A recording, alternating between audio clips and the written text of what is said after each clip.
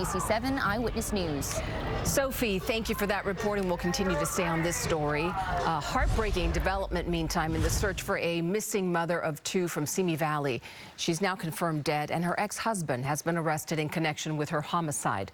Rachel Castillo's remains were found yesterday in a remote location in the Antelope Valley.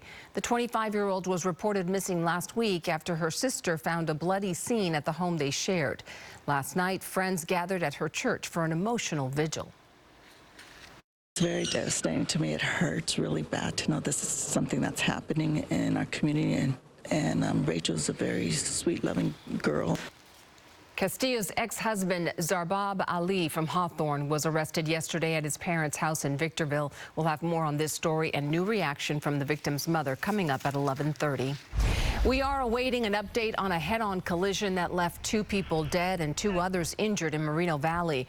The crash happened last night near Gilman Springs Road and Bridge Street west of San Jacinto. Authorities say 2 people died at the scene. 2 others were transported to a hospital with serious injuries. There's no word on what led to that accident. And this just in, the University of Virginia has released photos of Devin Chandler, Lavelle Davis Jr., and Deshaun Perry. The 3 football players were fatally shot on campus Sunday. The university president says it happened at the school's main campus in Charlottesville as a bus had just returned from a class field trip.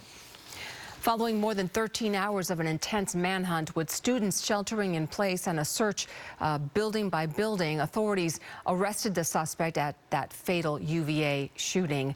Investigators have not offered a motive for the attack. ABC's Alexis Christoforous has more details. Authorities now taking Christopher Darnell Jones Jr. into custody, a student at the University of Virginia who police allege shot at least 5 people on a campus bus, killing 3. They were Devin Chandler, a second-year from Virginia Beach, Virginia, Lavelle Davis, a third-year student from Ridgeville, South Carolina, and Deshaun Perry, a fourth-year student from Miami, Florida. All 3 were members of the football team. I have 2 people shot. One person at UVA box office, way down, and one person at the Colbert garage, shot in the chest. Another woman shot where you shot at, in her leg.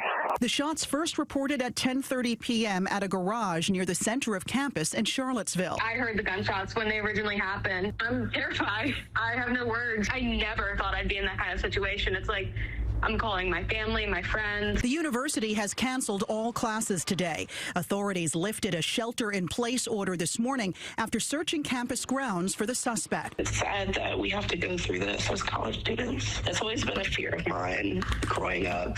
Multiple law enforcement agencies, including the ATF and Virginia State Police, are involved in the investigation. Authorities have not released a possible motive for the shooting. Alexis Christoforous, ABC News, New York. It was a fitting farewell for a man who served his community. Friends, family, and colleagues said goodbye to El Monte Police Chief Ben Lowry today. A procession stretching more than 5 miles lined the streets on the way to the private memorial service celebrating his life. Lowry passed away last month due to health issues. He was just 45 years old. He had been with El Monte Police since 2002.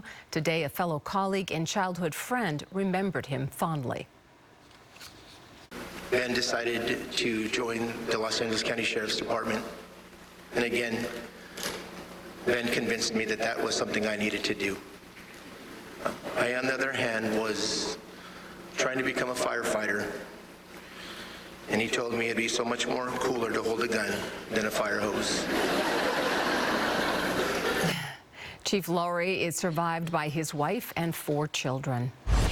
Parts of Southern California are under a cold weather alert this morning due to the freezing overnight temperatures. The alert issued by LA County is in place through Friday for the Antelope Valley, through tomorrow for the Santa Clarita Valley, and through Wednesday for the Mount Wilson area. For the homeless, LA County has a winter shelter program that you can learn more about by calling 211. Health officials say the most vulnerable to cold are children, the elderly, and people with disabilities. They also say you should bring pets indoors overnight. And now for more on those cold temperatures, we check in with Brianna Ruffalo. Hey, Brianna. Good morning. I know it has been so chilly overnight, and that's really not going away anytime soon. Although we are going to be warming it up here in the daytime in the next couple of days, and that's all due to, unfortunately, some Santa Ana winds. So this is actually going to be the first pretty strong one of the season that's going to be happening this week. So I'll show you in just a moment the warnings that we have issued. But as you're heading out the door right now, it's still cool outside. We're at about 60 degrees out in Hemet. You can keep the sweaters on you. In Beaumont, it's 59 degrees. And about 63 out into Ontario. Still in those upper 50s in the Santa Clarita Valley and Palmdale. Still cool at 52 degrees. So here's what's going to happen. Some of these winds will start going. It's going to be a little breezy for some of the wind-prone spots by tomorrow morning.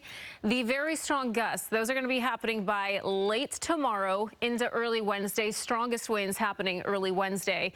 We're talking about gusts up to about 60 to 70 miles per hour in some isolated areas, and then other areas about 25 to 35 miles per hour. So it's going to be getting very windy. These are the damaging winds that we will see, potentially some downed trees, power outages. So I'll be tracking these winds and show you exactly what we're going to expect here in the coming days in just a little bit. Jovan, I'll send it back to you for now. All right, Brianna, we'll see you in a bit. Thank you.